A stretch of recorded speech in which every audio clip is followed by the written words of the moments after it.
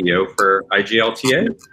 And, the Women in Business was something we started at our conference, our annual global convention a few years ago for, a breakout session where the women in business could really have their own get together and talk about whatever issues, different speakers, followed by, a small reception. And so we wanted to be sure we included that on our member connect calls on Thursdays like we're doing here today. But I thank you all for your loyalty and your membership and support for IGLTA. It's been rough for all of you, I know. It's been rough for IGLTA, but we're starting to see the lights at the end of the tunnel. So I think we're going to make it. Happy Pride Month, of course, but it's been a very difficult week this week here in the United States, as you've seen from wherever you are in the world calling in today. I don't know if you guys will talk about that today, but it's disheartening, and it's very bothersome, and it's very tragic, and there's got to be some major changes in our country. There's, as you guys probably would agree. But without going into any more detail on that, I do want to thank Bernadette, who's a good friend to IGLTA, based in Chicago. She actually spoke at one of our conventions a couple years ago, so it's nice to have her back. She's the founder and president of the Equality Institute, which I think you can probably see on your screen. They do a lot of diversity and inclusion training, and she's very well respected around the country and around the world. So we're really honored to have you, Bernadette, and I just want to say thank you and hello to everybody. Thank you. Thanks for having me. I really enjoy the IGLTA community, and it's great to see some faces, some sweet familiar faces. So what I wanted to talk about today is how our identity as queer individuals, however we choose to identify in the spectrum, is actually an asset, and how we can leverage that asset for professional success and even to be a great ally to other people. So yes, we are going to talk about anti-racism today a bit, and I'm not afraid of any uncomfortable conversations. So wherever you are in that dialogue, choose to participate in a way that feels right for you. And we're not going to spend a ton of time on it, but really we are going to talk about what does it mean to be an ally and what is our responsibility as an ally, because that is a huge part of leadership. Leadership is about lifting other people up. It is about going from point A to point B as a team with other people. My background, just so you have a little bit of perspective on my background and where this comes from, is I started a company back in 2004 in Massachusetts when marriage equality came to the state, and it was the first state in the country to have marriage equality. And I decided, because I saw all of these couples who were fighting for their rights, and there was threats of the Constitution changing in the state, and I decided, because I'd been doing event planning for nonprofits, that I was going to be a gay wedding planner. And so I started a wedding planning company back then, 2004. I am now a retired wedding planner, but I've planned hundreds of weddings with couples from all around the world. And as part of that, as a planner, I was the leader of a team. I had to hire the photographer, the band, the officiant, the invitation designer, the florist, all of these different members of the team. And I had to vet them. I had to make sure they were LGBTQ friendly and that they were a great fit for my clients. And so really thinking about leadership, that's sort of how I really stepped into my leadership role, was as the leader of this really big production that was in some cases planning $100,000 weddings. So how can I leverage everyone's talent for success? And I tried not to be a diva wedding planner that made it all about me, because it wasn't about me. Contrary to what you see on some wedding TV shows. Anyway, so that's really the concept of this talk today. A few different things I want to talk about is really it's important to know your why. Why do you do what you do? What is your role in this world? And really get deep into that. I'm not going to spend a ton of time on it because it's a great exercise for you to think about personally. I would encourage you to watch the Simon Sinek TED Talk, Start with Why, if you haven't done that already. But essentially know your own why. And I know my why, and sometimes it gets fuzzy, sometimes I lose sight, but when I come back to my why, I know that it's my North Star for me. And I'll tell you what my why is. My why is to create spaces where people can walk this earth with dignity. I feel very, very strongly about that. I want people to feel safe to be their full, authentic selves. And because I know my why, I know that I can inspire others to follow me as a leader. So I would say the first important thing for you to think about as an inclusive leader, queer or not, is to truly, truly get in touch with your why. Maybe do some journaling activities. I'm sure Simon Sinek, I'm sure Simon Sinek has some tips on how to actually identify your why. But it's critically important to know that, especially if you're the leader of an organization, the leader of your own company, really, or the leader of people in general. Leadership is about people. People are your organization's greatest asset. As a wedding planner, if I did not lead my people well, the wedding would have been a hot mess, right? It's about the people. At the end of the day, people are the organization's greatest asset. And when I could talk about my why, when I can talk about we are here to keep this couple, we want them to feel safe. We want them to feel valued and respected. We want them to feel like they can have the same type of experience that any other couple can have on their wedding day. People can get fired up about that. And as I've transitioned away from wedding planning and more into education, I can speak about how important it is to have your clients back, right? And so that's part of my why, is creating this feeling of safety. But when I'm doing a training for sales associates who work for a big hotel and they might not be in touch with the day-to-day why of the organization, what I can come back to and how I can lead them is by saying, you're in sales. You are an account manager. It's your responsibility to make sure this event goes off without a hitch, right? You're in customer service. How can you do a great job in customer service? How can you do a great job in sales if you do not have your clients back? You have to always have your clients back, right? You're their advocate. Well, making sure that your business is LGBTQ inclusive and making sure that you are building your own team of wedding professionals that are LGBTQ inclusive and will make your clients feel safe is just one more way to have your clients back. So that's how I can inspire others, even outside my organization when I'm doing training, to know their why and to have this sense of purpose. Because a sense of purpose really matters not only when you're hiring people, but these employees have a greater sense of purpose. When employees have a greater sense of purpose, they're more likely to stay on. They're more likely to be a brand ambassador for your company. They're more likely to move into leadership roles. So cultivating that sense of purpose is incredibly important. And not only that, but it leads to greater profitability. So when we think about inclusion and we think about modern leadership, one thing that I think is just really important to be aware of is diversity is just numbers. Diversity is, okay, we have X number of gay people, X number of Black people, X number of whatever, people. It's just numbers.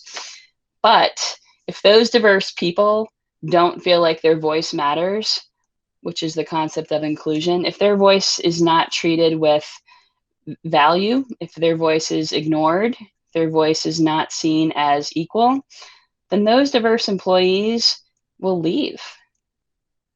But the amazing thing about diverse employees, whatever the diversity is, even if it's queer diversity, is that diverse employees give us a different perspective. They allow us to better understand our diverse clients. If we don't have diverse teams, then we don't understand the diverse marketplace. And if we don't understand the diverse marketplace, then we are missing out on opportunities and we're losing out on potential revenue.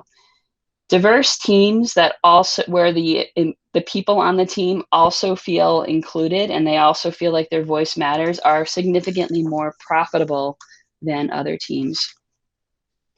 As a leader, I think this is a really great quote from Inga Beale, who's openly bisexual CEO of Lloyd's of London. It's not about me. It's about what you do for other people. For me, it's so important because you need these role models. It's about giving people confidence. So that's really the challenge here, is how do you uplift others to fulfill their own potential and then take the whole organization on a greater journey. So what I would like to argue or state is that, or question here, is our LGBTQ plus folks and other diverse folks, are we more innately prepared to be leaders because of our own diversity, because of our own identity? And I would argue that the answer is yes. And here's why. Because our oppression is our strength. I know that I have some thick skin, right? I am a resilient woman. I am going to get back up and I'm going to keep fighting for my next goal. I know that I know what it's like to be the other. I know what it's like not to have equal rights. That makes me more empathetic. It makes me more understanding of diverse perspectives, willing to listen to diverse perspectives, because I want my perspective to be heard. Because we are powerful and because we are innately empathetic, it comes a little bit easier to us. And we have this amazing ability to empower others in similar ways. But it's really important to create spaces where people's voice matters. And we do that by sharing our own voice. So Ursula Burns, who's the CEO of Vion, said, I didn't learn to be quiet when I had an opinion. The reason they knew who I was is because I told them. So this speaks to a few different things. It speaks to the power of authenticity and the power of authenticity and the power of vulnerability. Now, I have been doing a lot of thinking recently about what's going on in our country, in the US, with racial relations, rioting, my role in all of this, how I can be a better ally. I've been spending a lot of time thinking about this and also reflecting on my own journey. And I can tell you that as much as I was a protective mama bear for my wedding clients, as much as I really know that I had my clients back and I walk the talk with everything I did with training in the wedding and travel industry, I was not an anti-racist. I stayed in my LGBTQ lane. I did not speak up as an active ally for other people. I focused on my issue. And I believe that that was a mistake. I think that I should have been a better ally for everyone, and I'm committed to that now. Starting last week, I'm committed to using my voice more powerfully. If anyone has ever read or listened or watched the TED Talk of Brene Brown, listen to her new podcast, she talks a lot about vulnerability. And vulnerability is an incredibly important concept for inclusive leaders, for LGBTQ plus and other inclusive leaders. The vulnerability is important because it creates space for our team to be vulnerable as well. And when our team feels vulnerable, then they feel safe and they feel like their opinion matters, and that we create the space for them to show up and be more of authentically themselves, not only in terms of their identity, but also in terms of what ideas they share, ideas that could change the face of our company and what we do. But we're not just one identity. I happen to be a parent. I happen to be a divorced parent. And my divorce was a horrible experience for me. So it definitely shook every element of my identity in my life. We all have lots of identities and they intersect with each other. And the more marginalized identities we have, the more layers of marginalized identities we have, the less advantages we have in the world. I'm white, so I have lots of advantages in the world. I have a master's degree. I don't really worry about my income that much. I have a lot of advantages in the world. And because of that, I feel an exceptional responsibility to support and lead others. One of the ways to think about this is that everyone on our team is a stakeholder. Whether they're our clients or our team members, they're all a stakeholder. And we have to better understand them and figure out how they're motivated by asking good questions. And this comes along with the vulnerability piece. When we ourselves are vulnerable, we're, again, opening that up. We're opening that space for other folks to be vulnerable as well. Because at the end of the day, safety is the second most important need in the Maslow's hierarchy of needs. Beyond just under air, food, water, shelter, the basics, the most important thing that we all need as humans is to feel safe, to feel like we can walk through the world with safety. And we know that as LGBTQ folks, the laws are not always on our side. So we don't always feel safe to be ourselves in some places in the United States and certainly around the world. We know that our laws are not equal, and that affects our sense of safety. It certainly can affect our sense of safety when traveling. But there are plenty of cisgender heterosexual folks who do have the laws on their side, and they don't feel safe either. And again, that's where being an ally to others really comes into play. So I'm talking about this not only from the sense of looking out for the people that you work with, the people who are on your team, thinking about it also in the concept of what you're presenting to your clients and how you're making your clients feel safe and how you're making your clients know that you have their back, but also just the people in your life. How are you creating this sense of safety for the people around you, the people in your life? I think it's each of our responsibilities. So I would like to, let me see if I can figure out the technology here. So I'd like us to each think about now, what are some of the elements of our identity? I don't know if you can see let me put this back up.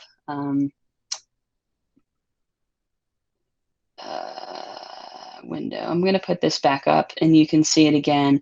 So identity, so whether it's your race, whether it's your age, whether it's your work experience, your appearance, your sexual orientation, any of these are all parts of our identity. And like I said, we're complicated folks. We all have different layers of identity. And each of them is an advantage. So I would love to have a quick conversation now. Maybe take a minute, think about this yourself, reflect on it. What are some elements of your own identity and how is that an asset? How can you use different parts of your identity to be a better ally, to be a better leader? So I would love for us each to take a minute to reflect on this and then perhaps do some group sharing. We do that? I'll leave this up for a minute. By the way, I don't know whether anyone can see me or they can just see my screen. Can you tell me? I can see you and the screen and your presentation. Okay. So let's take a minute to reflect and then discuss as a group as you feel comfortable. Certainly feel free to type in the chat if you want to share how different elements of your identity can be an advantage. Think about how that can play out.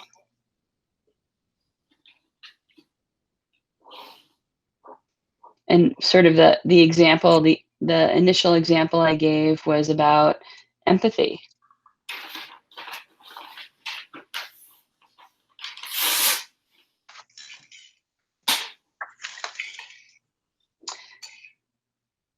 I'll also share for myself that I'm a parent. I have a 9-year-old son. And by being a parent, that means that I can have a conversation with a lot of people. There are a lot of people who have kids, and regardless of how else we are different, I can connect with them about parenthood. And so that's an advantage in terms of building rapport.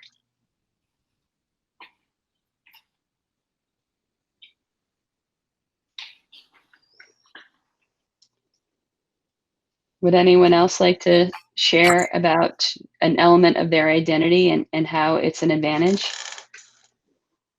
Unmute yourself or type in the chat.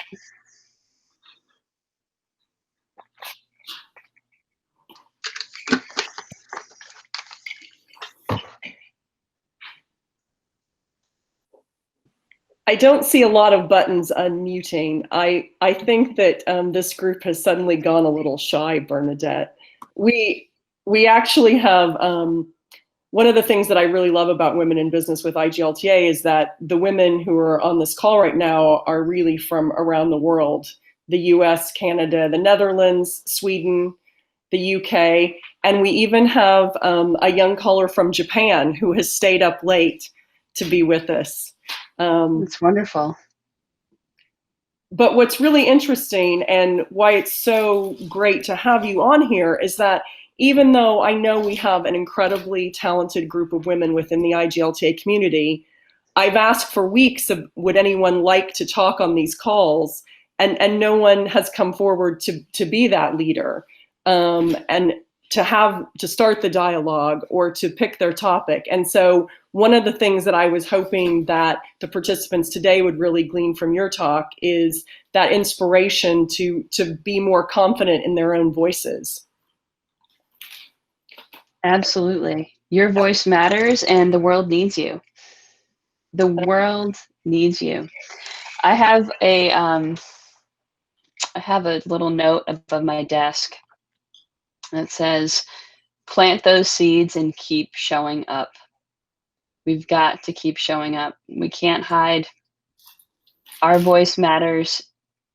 I can tell I have a commitment that every day I'm going to post something on LinkedIn, and let me tell you, and I have a commitment that every week I'm going to do a newsletter, and whew, it is hard to show up sometimes. Sometimes on Friday night, I still don't have my newsletter, which goes out on Saturday morning, and I'm just like searching for my voice. Thank you, Adrienne. I appreciate that, that you like it. But at the same time, I know that if I hide, I know that if I don't show up, then I cannot fulfill my purpose. I cannot create the spaces that I'm committed to create, to help people feel safe. Thank you. I feel education, family, and work experience gives me an identity advantage. Great. And how can you leverage those identities to better serve others? Because a big part of leadership is about service. It's about giving.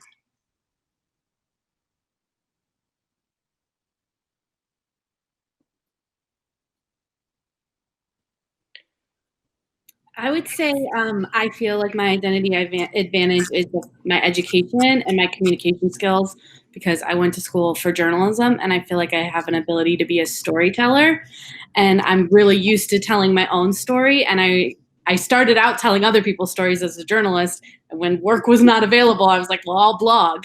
And I think this is a good reminder that I can tell other people's stories as well. I can go back to helping other people and lifting up their voices as a writer. That is a gift. That is a huge advantage. And you can really help so many people. You can help people better craft their stories if they are business owners or leaders who can't quite get the words out. And you can also tell the stories of other folks who don't have that platform. So kind of on both sides. Yeah, thank you. That's a good reminder.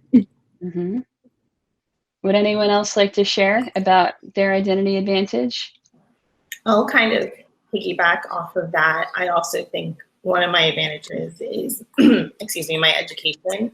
I studied anthropology in college, and one of the famous quotes about anthropology is actually its purpose is to make the world safe for human differences. And that's what really led me to it in the first place when I didn't know what I wanted to study.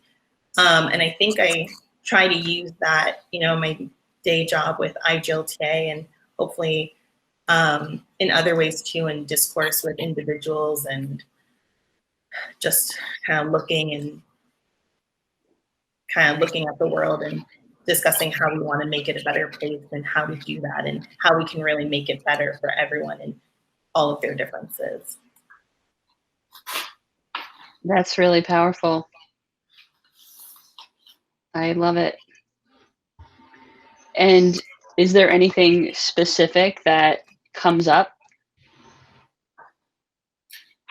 for you, Adrienne? Can I say something? Sure, Christina, go ahead. Hi.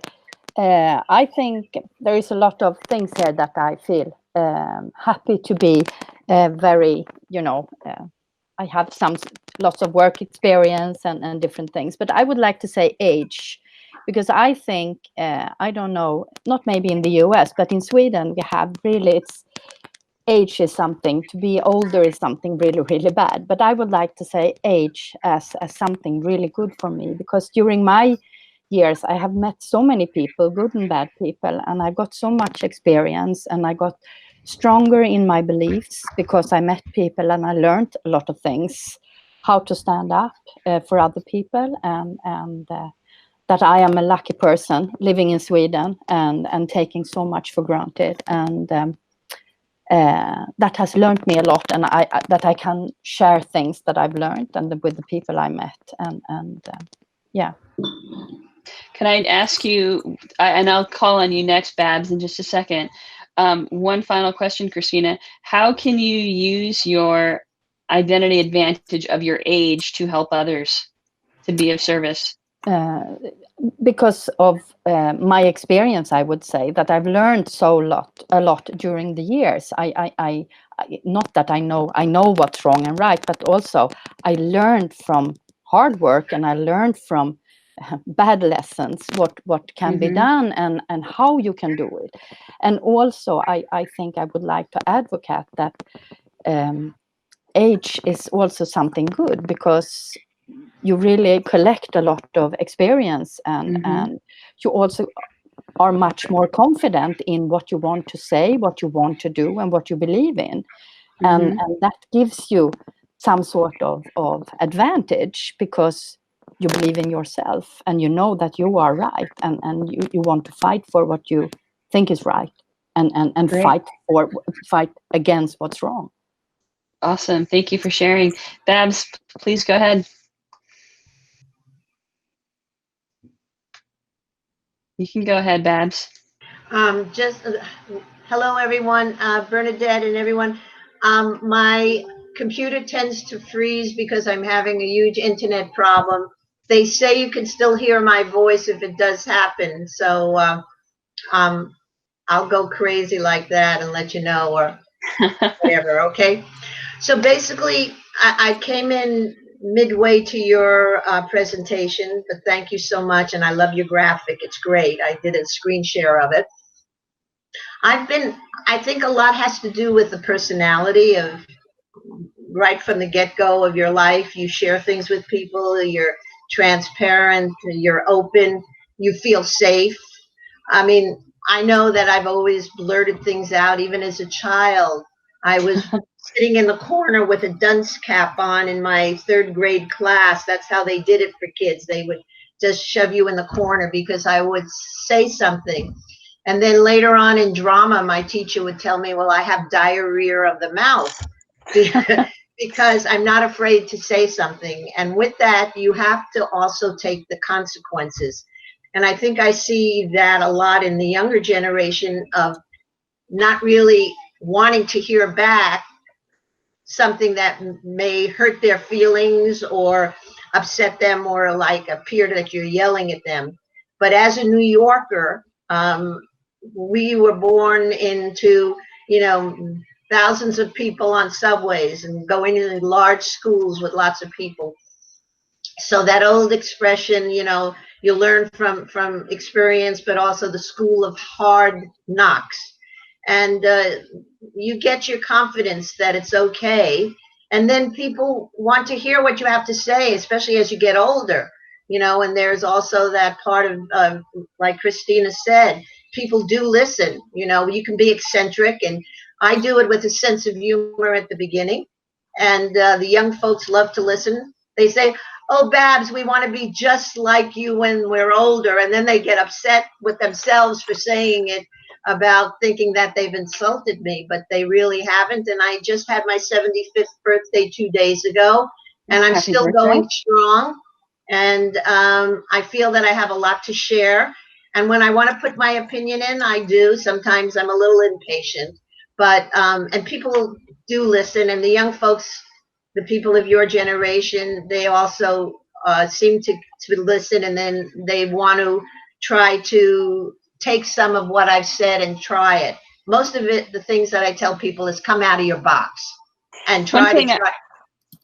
One thing I would just say that you mentioned a minute ago was that it could be generational. And I don't know about you, but I know lots of people my age or older who do not like constructive feedback. So I don't know that there's age related to the defensiveness that comes from, you know, being given feedback. I think that's, I mean, I'm 43, and I think that's sort of cross-generational. Not a lot of people, it depends on how it's presented, but I just wanted to say that. Thank you for sharing. You're welcome. All right, I'm going to move on, but I think that the whole concept here really is that the things which make us different are our strength, and the things which we could make us marginalized, which could make us less than, we can turn around, we can spin that and use it to elevate others.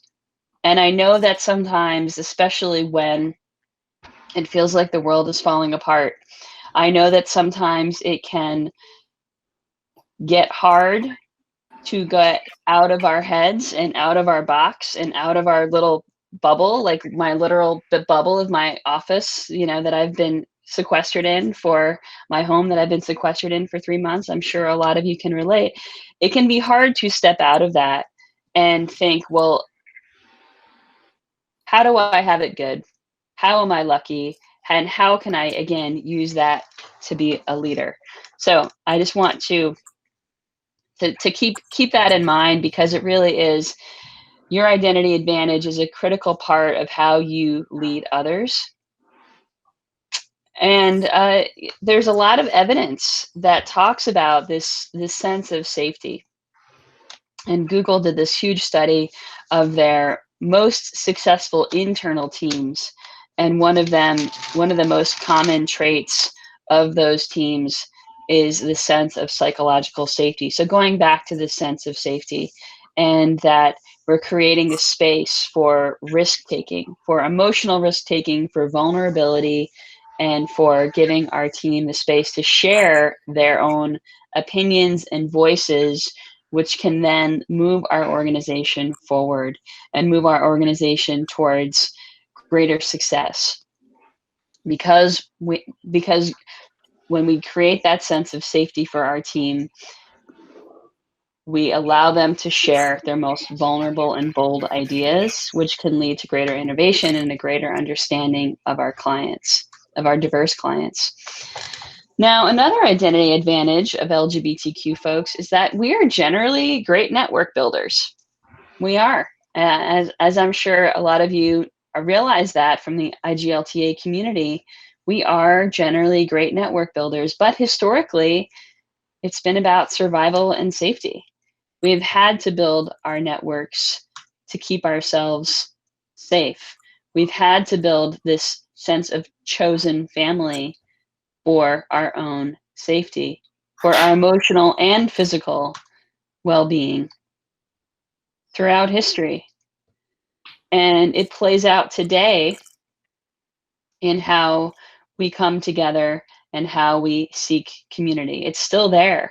It has these historical origins, but it's still there.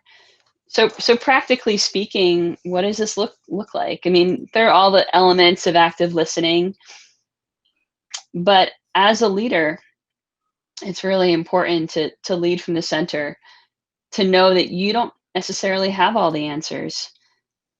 And it's okay to say that you don't have all the answers. And it's okay to be vulnerable about your own fears and to be vulnerable about not having all the answers and not knowing what's next. I remember the email that John Tanzella sent out a few months ago about the status of IGLTA during this time. And I thought that John did a really wonderful job of being vulnerable and talking about the furloughs and talking about what's next. It was a great way to model vulnerability and to model modern leadership. I think that it's really powerful to say, I don't have all the answers, but I'm still of service and I want to listen, and let's get through it together. Inclusion. This is from Jim Fitterling, who's the openly gay CEO of Dow. Inclusiveness is just about the type of environment we need to create. The best and brightest people in the world come from all walks of life, and our customers come from all walks of life. If we don't have an environment that reflects both of those things, then we are going to miss opportunities. So I can say, going back to all of my years in wedding planning, I can say that I really sought to bring in as many LGBTQ folks in my team as possible, because I wanted to hire a florist. If I knew that they were LGBTQ, I thought, all right, well, they might better understand my customer. If I was hiring a photographer and I knew that they were LGBTQ, okay, they might better understand my client. We might get each other better. And it's because, and if I was a straight planner, I would think that would be even more of an asset, because I might not necessarily understand the diversity of LGBTQ, but the people on my team might, right? So really having that. But at the same time, I will tell you, again, I think I mentioned this, I did not make much of an effort to be inclusive of racial diversity or of other kinds of diversity. I had one black intern. I had two black interns, and that's it. I never really sought to be more proactive about hiring vendors of color, about reaching out to Black and brown couples. I was never proactive about having inclusive marketing about that. And as a result, I feel like I missed opportunities because I did not better understand the diversity of the LGBTQ community and of the world at that time. We all have privilege, and this sort of goes along with our identity advantage. I have the privilege of being a white person. I have the privilege of, again, having a master's degree, having education. We all have privilege, and again, how do we lift up others? I would say pretty much the people who have the least privilege in the world are trans women of color. If they're disabled, they have even less privilege. But trans women of color have virtually no privilege in this world. And they have an extremely high murder rate in this country and probably around the world. And they are part of our community. They are. And again, how do we use our own privilege to better support these folks? Because at the end of the day, we're biased. Everyone is biased, unconsciously or consciously. We all have bias. And part of that results in having a network of people that looks just like you. When we have a network of people that is similar in race or similar in gender to us, then we communicate. It might be inadvertent. We don't mean to do it. It might be accidental. It might be unconscious. But we communicate to others that we are unavailable to people unlike us. And I'm just going to go back to wedding planning because I think it's a good example here. But when I talk about vulnerability and this, when I do a training for, let's just say, hotel sales associates, catering sales managers, and I talk about how important it is to have your clients back and how important it is to refer out LGBTQ friendly vendors and advocate for your clients. I've failed to talk about other kinds of diversity. And I think, again, that it's really important. And especially because within organizations, there's a plateau. At the entry level of organizations, there's a massive amount of diversity. As people rise through the ranks and they get up to director level and C-suite level, it's more and more white people. It's more and more white men. It's more and more cisgender, straight, white men. And it's because of our own unconscious bias, our own assumptions that cause us to promote people more like us. And again, we're not doing it on purpose usually, but it happens and we accidentally leave people out. We're saying a lot by not saying much at all. So I would really encourage you to take responsibility for your privilege and think about how you can use it to elevate others. Think about the people that you're referring. Think about the people that you're inviting into your world. I've had to be really deliberate and intentional because it was not something that I was aware of up until a few years ago. That the people that I mostly surrounded myself with were people my age, white women. And that's just the bubble that I had created for myself by accident for the most part. We want to create spaces where people can be truly themselves, whether they are when they're on their team. So Alan Joyce, who's the openly gay CEO of Qantas, said, "You cannot get the full potential of people in your business if people have to hide who they are, and they cannot contribute to the organization because they're scared of the impact it will have on their career progression." So again, use your own identity advantage, use your own sense of being an ally to lift others up and create spaces where people can be truly themselves. We're running out of time, so I'm going to skip ahead a little bit, but I basically want to get to some more practical pieces and looking about opportunities to address systemic issues and focusing on, I'm going to stop sharing so we can have a conversation, focusing on, again, how we can elevate others. So, Babs, yes, noticed my Zoom party that I have very few African-American friends, right? One thing that I've chosen to do this month and beyond is, okay, so let me just back up. So I do a lot of LGBTQ programming and content and training and beyond LGBTQ as well. But I put together these pride packages that companies have been buying, and they include some training, and they include this package of trivia and quotations. And my team and I worked really hard to source quotes from lots of different identities of people within the community. Black and brown folks, bisexual folks, pansexual, transgender. We had lots of really cool quotes in this 30 days of Pride packet.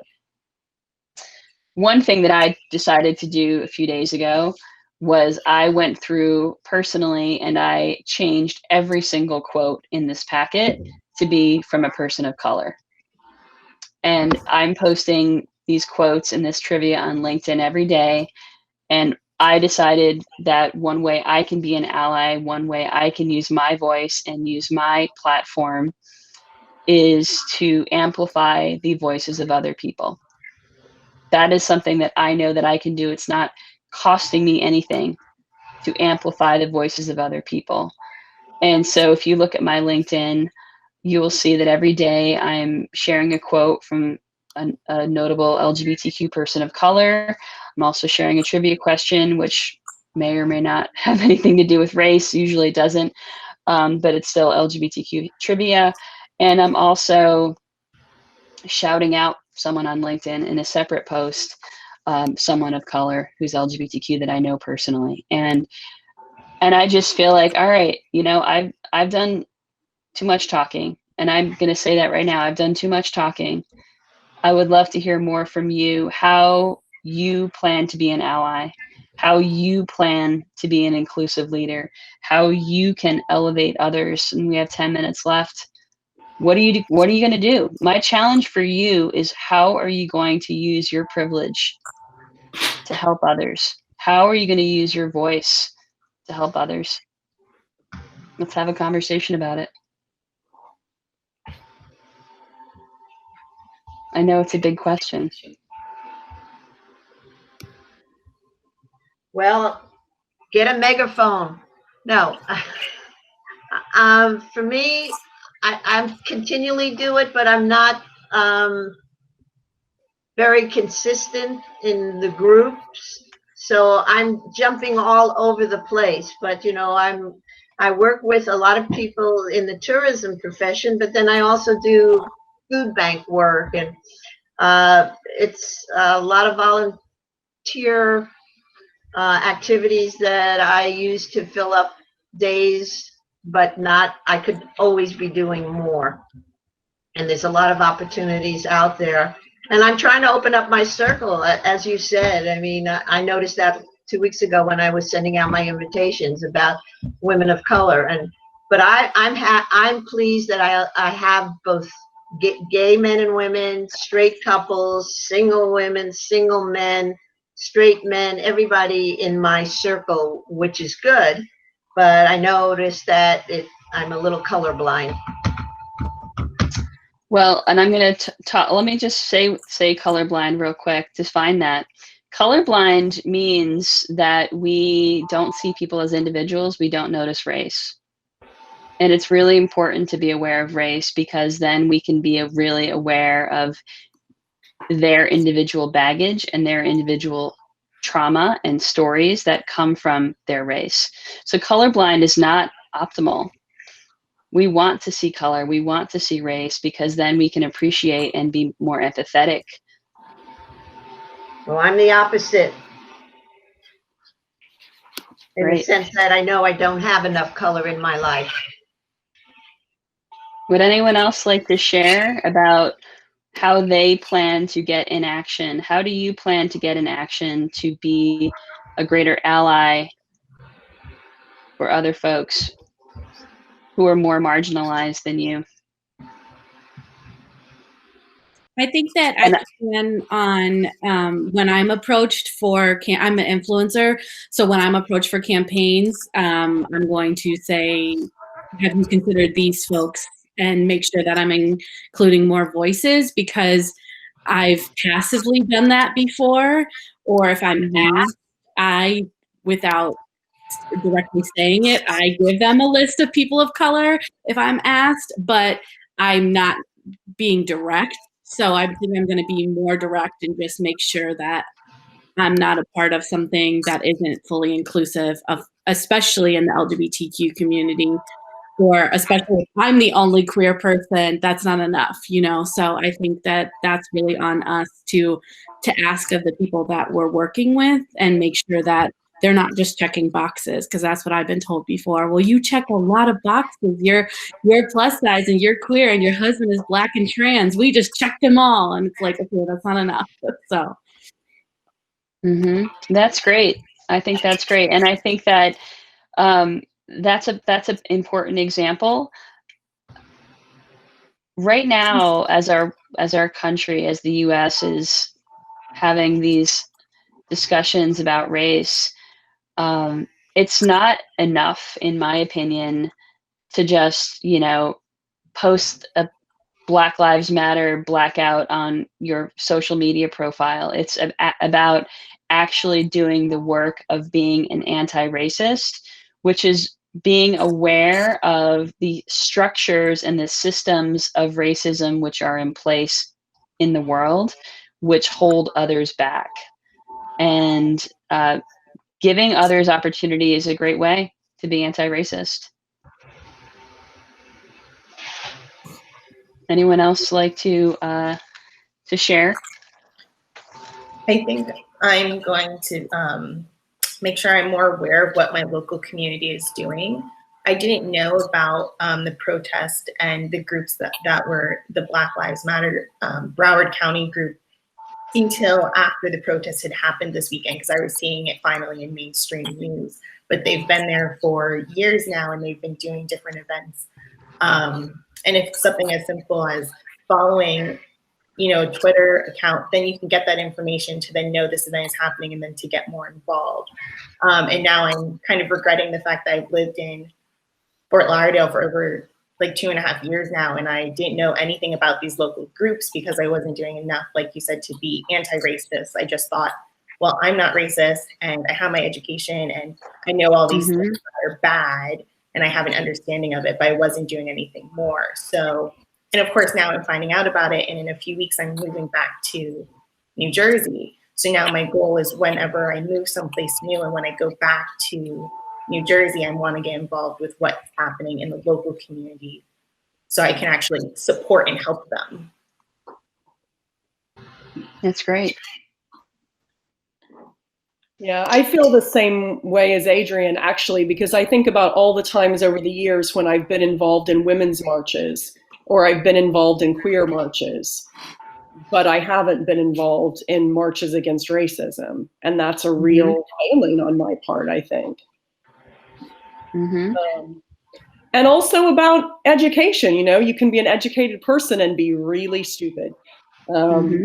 So it's also I've been collecting a reading list over the last couple of weeks so that I actually do have a better understanding of the hundreds of years of systemic racism in the United States and globally. And then, from an IGLTA standpoint, I mean, we have made a much more conscious effort in recent years to try to reach out to people of color and to try to engage more people of color in the tourism industry. And we actually have Aisha, who chatted a comment earlier, was meant to be a scholarship recipient for Milan this year. She would have been at the convention. So we hope to have her with us in Atlanta in 2021. But we actually, this year, the 2 fellowship recipients for small business for Milan were both Black women who were the absolute hands down best applications. And it's really important to, as you said, to elevate those voices and to make sure that we have, that we are inclusive and that we can, not do what you said and just push people up the ladder that look like us, but make sure that we're engaging with everyone. And I know that John is really, really committed to that as well. We have a more diverse IGLTA board of directors than we ever have. And we're moving in moving that along as well. And unfortunately, one of the things we had to do to make that happen was change the bylaws so that it was no longer, members just voting in some kind of high school popularity contest, but to actually have board appointments and interview processes. And so that now we do indeed have a much more diverse board and continue to do so. And I think that's really great. That's really important. I have goosebumps because when we change systems like that, we can create more opportunities. And I think that's incredibly powerful way to model it, way to model anti-racism. I think, and we have only a couple minutes left, so I just want to say one final thing about racism in particular, is that there are a lot of misconceptions about racism in the sense that a lot of people think that racism is an act. It is a racist act. And I'm not a racist because I don't do or say these racist acts, right? But the reality is that racism isn't just an act. It is an entire system of oppression that holds people down. And so there's a difference between saying, I'm not racist because I don't do these racist acts, and anti-racism, which means you're actually working to dismantle the systems of oppression. So I would definitely encourage you to do some reading yourself and some educating, watching some videos. If you listen perhaps to the interview that Brene Brown had on her podcast yesterday with Ibrahim Kendi, who wrote How to Be an Anti-Racist, do some educating so you understand what your opportunities are and how you can use your own advantages to lift up, in particular, Black and brown people, in particular, Black people right now. Any final closing thoughts before we say goodbye? I'm going to type my LinkedIn in the chat so you can connect with me if you'd like. And I'm very active on LinkedIn, more so than any other platform. And I also do a weekly newsletter, which, Adrienne, I'm really glad you enjoy because I work very hard on it. So if you would like to join my newsletter, it is, there you go. So you can join that if you'd like. Thank you so much for being a part of this conversation today. And hopefully you feel empowered to use your own identity as an advantage to lift up others. Thank you so much for being here, Bernadette. We're really grateful to you for being a part of this. As I said, we've wanted to have a guest speaker on women in business for a while now. And actually, I would also like to mention that Elise has graciously thrown up her hand and said that she will come on and speak at a future session. We are going to host these less frequently just because with timing, people are moving back into different phases of work. There's different areas of reopening. So we won't have these as often, but we will continue to meet up and we'll post them on the IGLTA Members Connect page and continue to reach out to you and let you know when Women in Business is meeting next. And, just from my heart, I love this community. I really love this IGLTA community. So thank you all so much for being a part of it and for being here today.